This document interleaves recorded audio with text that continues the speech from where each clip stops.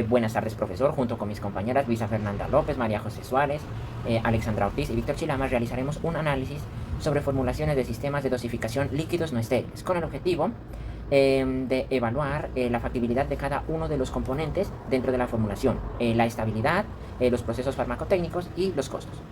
Bueno, para este estudio partimos de una formulación base donde se utiliza como principio activo sucralfato. Este principio activo principalmente se lo utiliza para el tratamiento de úlceras gástricas y duodenales.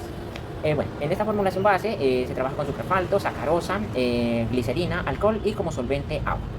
Bueno, el sucralfato principalmente es una sal que está formada principalmente por hidróxido de aluminio y octasulfato de sacarosa, la cual es prácticamente insoluble en agua debido a la complejidad de la molécula, el tamaño de su estructura y la estabilidad de sus enlaces internos, por lo cual tiene un pKa de 13.53. Este principio activo se caracteriza principalmente por ser un polvo amorfo blanco e incoloro. El siguiente componente de esta formulación es la sacarosa. La sacarosa principalmente tiene múltiples funciones y dependiendo de la cantidad de la formulación puede cumplir una función viscosante, como es en el caso de los jarabes, puede una función conservante que impide el crecimiento de microorganismos y además su función edulcorante, y también se sabe que la presencia de sacarosa en una formulación puede aumentar la solubilidad de compuestos activos, de principios activos. El segundo componente es la glicerina. Principalmente la glicerina es un líquido transparente, incoloro, viscoso, higroscópico, que tiene una densidad de 1.26 gramos sobre centímetro cúbico. La glicerina es prácticamente soluble en agua y principalmente la glicerina puede cumplir una función como agente humectante o viscosante. Como agente humectante ayuda a mejorar las interacciones entre las partículas y el medio acuoso, principalmente a reducir el ángulo de contacto de las partículas. El siguiente componente es el alcohol. Principalmente se utiliza alcohol como consolvente. La función de los consolventes principalmente es reducir la constante dieléctrica para mejorar la solubilidad. En este caso, la constante dieléctrica del agua para ajustarla al requerimiento isoeléctrico del principio activo. Y por último, el agua, que principalmente cumple la función de solvente. A continuación, se describe el proceso de elaboración del producto. En la tabla se presentan los componentes de la formulación, sus respectivas cantidades calculadas para un lote de 1000 kilogramos, así como su función dentro del sistema. El proceso inicia en el tanque 101, donde se realiza la humectación del principio activo utilizando glicerina como agente humectante y viscosante. De manera paralela, en el tanque 102 se lleva a cabo la disolución de la sacarosa en un 70% del agua total, empleando calentamiento para así facilitar la solubilización. Esta adición se realiza de manera fraccionada, es decir, se incorpora un tercio del volumen de agua y de sacarosa en cada etapa, hasta completar la totalidad de la mezcla, con el objetivo de asegurar una disolución progresiva y homogénea. Una vez completada la humectación del principio activo en el tanque 101, se adiciona etanol como cosolvente, y tras obtener una solución homogénea, esta se transfiere al tanque 102, donde ya se encuentra la solución de sacarosa. Y esta mezcla se lleva a volumen con agua para posteriormente someterse a un proceso de agitación continua y recirculación controlada, garantizando así la homogeneidad del sistema. Finalmente, la formulación es filtrada para eliminar posibles impurezas o partículas no deseadas de gran tamaño y posteriormente se conduce al proceso de envasado. Ahora vamos a hablar de los equipos a utilizar en el proceso. Primero tenemos los tanques de mezcla con y sin camisa. Estos se seleccionan por su capacidad de contener los ingredientes durante las etapas de mezcla y disolución. El tanque con camisa nos permite un control térmico necesario para calentar o enfriar según la etapa del proceso en la que estemos. Con respecto a las tuberías, se eligen de acero inoxidable 304 por su resistencia a la corrosión, compatibilidad sanitaria y facilidad de limpieza, garantizando un transporte seguro de los fluidos durante todo el proceso. Con respecto a los agitadores, primero tenemos el agitador de ancla, que se encuentra en el tanque 101. Este es ideal para mezclas viscosas con tendencia a sedimentarse, como lo que ocurre con la suspensión del sucralfato en glicerina y etanol. Su geometría lo que hace es que permite un flujo tangencial uniforme y evita la formación de zonas muertas. El otro agitador que utilizamos es un agitador de hélice marina, que se encuentra en el tanque 102. Este se selecciona por su capacidad para generar un flujo axial eficiente, promoviendo una dispersión homogénea sin generar excesivo cizallamiento. Con respecto a las bombas, primero tenemos una bomba peristáltica que se encuentra en la salida del tanque 101. Esta se elige por su capacidad para transferir mezclas viscosas sin dañar las partículas ni provocar cizallamiento, manteniendo así las condiciones sanitarias óptimas y permitiendo un control preciso del caudal. Por otro lado tenemos la bomba lobular, que esta se encuentra a la salida del tanque 102. Esta se escoge por su capacidad de manejar productos viscosos y sensibles al cizallamiento. Su diseño sanitario y su capacidad para operar con distintos rangos de viscosidad la hacen supremamente adecuada para la transferencia del producto. Con respecto al filtro, manejamos un filtro de caucho sanitario, que permite una filtración continua y eficiente del producto con alta capacidad de retención de partículas y facilidad de recambio, sin comprometer así la integridad del producto ni detener el proceso. También con respecto a las válvulas, utilizamos válvulas de diafragma. Estas se seleccionan por su diseño higiénico y su capacidad para manejar fluidos viscosos o con partículas y su cierre hermético, asegurando así un control de flujo preciso y evitando contaminaciones cruzadas.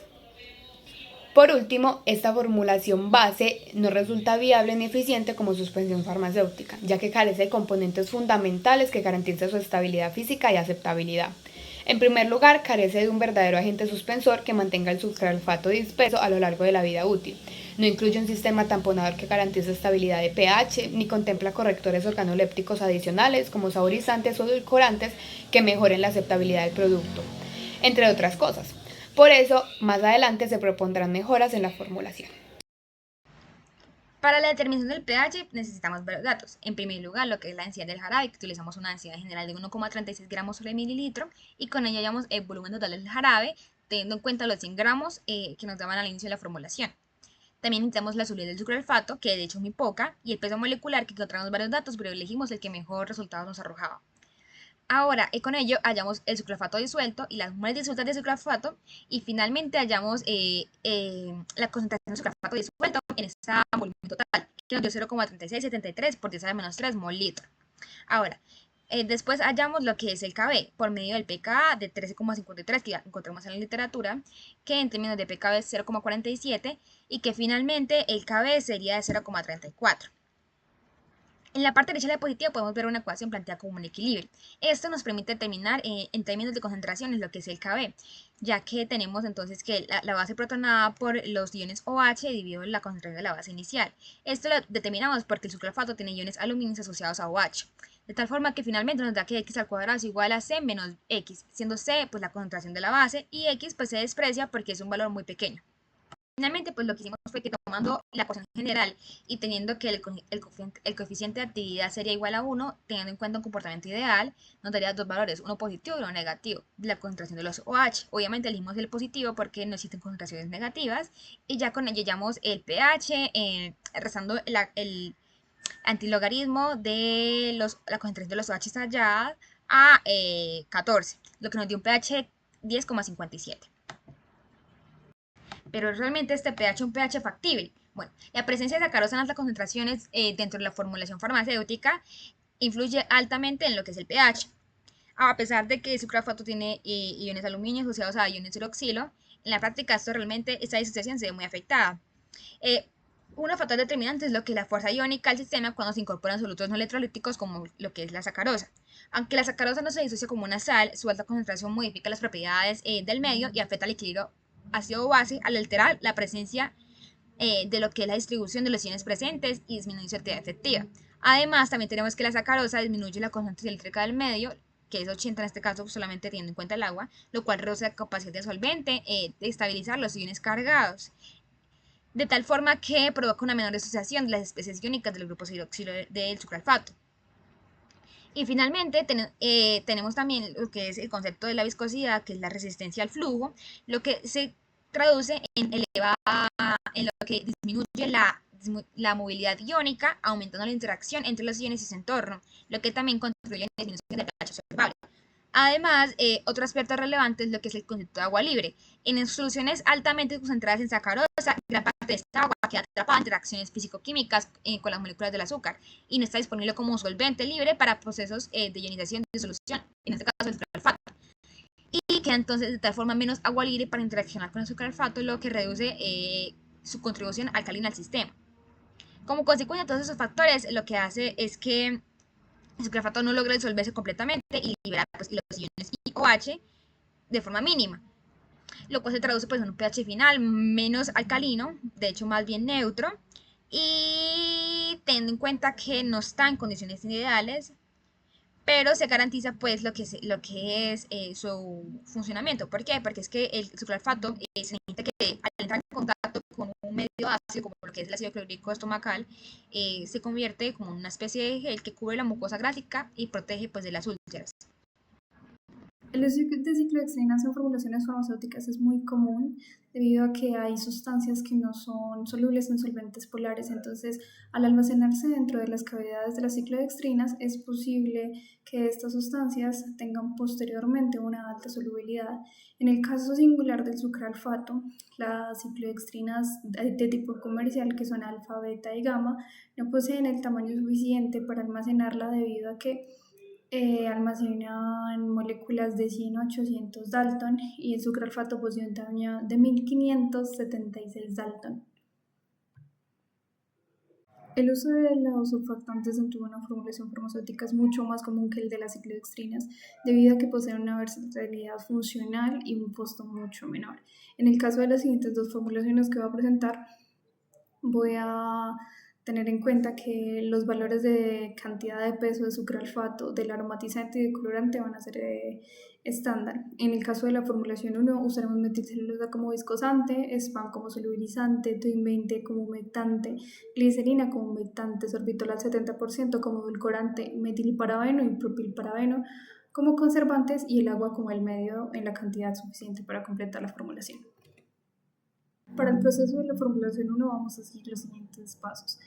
Agregamos el 60% del agua en el tanque 102 y lo llevamos a una temperatura de aproximadamente 50 gramos con la chaqueta de calentamiento.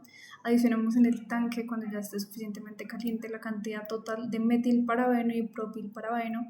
Constantemente se está homogeneizando debido al uso de la hélice que tiene. Agregamos también en el tanque 102 la totalidad de glicerina, sorbitol y TUIN 20. En el tanque 101, por otro lado, disolvemos la cantidad total de SPAM en agua caliente, más o menos un 20% de la totalidad, y enfriamos a temperatura ambiente con agitación constante. Cuando ya esté a una temperatura adecuada, se agrega lo del tanque 101 al tanque 102. Cuando esté homogeneizado, adicionamos las porciones pequeñas de sucralfato para evitar la aglomeración del mismo. Cuando la solución sea homogénea, adicionamos la cantidad total de metilcelulosa. Posteriormente, adicionamos eritrocina y el aroma de fresa sin dejar de agitar. Y finalmente, añadimos la cantidad de agua restante para los 1000 kilogramos. En formulación 2 vamos a usar TUIN 80 como estabilizante, cremofor RH40 como solubilizante, docusato sódico como humectante, benzoato de potasio y sorbato de potasio como conservantes, sacarosa como edulcorante y la cantidad suficiente de agua.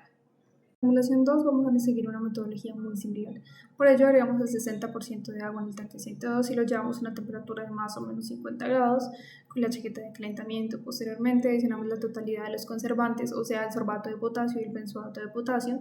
Adicionalmente también añadimos la sacarosa y esperamos a su completa disolución. Mientras tanto, en el tanque 101 disolvemos la cantidad de cremofor RH40 en agua caliente, más o menos a punto de ebullición, y agregamos la totalidad de TUIN. Posteriormente dejamos enfriar a temperatura ambiente. Cuando ya esté a temperatura ambiente, agregamos en el tanque 102, en donde tenemos la sacarosa y los conservantes. Adicionamos en pequeñas porciones también el sucralfato mientras se va agitando para evitar la aglomeración. Y luego de la homogenización añadimos eritrocina y el aroma de frambuesa en el tanque 102 sin dejar de agitar. Y finalmente añadimos la cantidad de agua necesaria para completar los 1000 kilogramos. En el área clínica, los procesos de producción para las formulaciones 1 y 2 se ven factibles debido a que no requieren equipos de alta complejidad y pueden ser los procesos escalables al laboratorio. Sin embargo, el uso de los excipientes adicionales puede ser un problema debido a que en el área clínica se hace más el uso de tabletas para realizar suspensión. En cuanto a las conclusiones, tenemos que las formulaciones líquidas facilitan la administración y mejoran la palatabilidad, las cuales también son ideales para personas con dificultad de tragar y mejoran la adherencia al tratamiento. Los equipos se eligen por criterios de control sanitario y manejo de mezclas viscosas. Se prefiere el acero 304 por su resistencia y bajo costo. El pH final, que está más o menos entre 7 y 8, asegura la estabilidad de liberación adecuada del sucralfato. El uso de sacarosa en las formulaciones o de un edulcorante mejora el sabor, la viscosidad y la dispersión de fármacos insolubles. También reduce el agua libre, limita la ionización, mejora la estabilidad. El sucralfato es insoluble, por lo que requiere una dispersión heterogénea uniforme, en el cual se usan humectantes, floculantes y surfactantes no iónicos durante su formulación. Además, se descarta el uso de las ciclohexadinas por su ineficacia con moléculas grandes y de alto costo. Y recuerden que nunca es tarde para mejorar una formulación. Aquí encontramos las referencias y muchas gracias por su atención.